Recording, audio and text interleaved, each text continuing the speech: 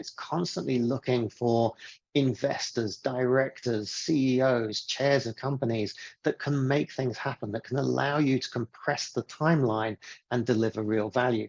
It's about constantly updating your knowledge. Yeah, this is a never-ending journey. We're always joining new boards. We're learning about the company. We're learning about the industry. We're saying, well, what about this? We do this in this industry.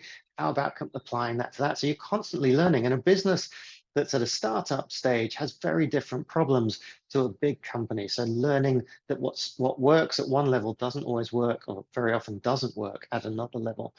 Building your profile. So you want to build a profile to attract opportunities, but interestingly, when you get your first board seat, that massively elevates your profile. And then when you get your next board seat, again, that elevates your profile. So we're always looking at how we do that, because the more we elevate our profile, the more inbound opportunities we receive. And then, of course, how we add value. And there's multiple ways that you can add value as you get that more experience.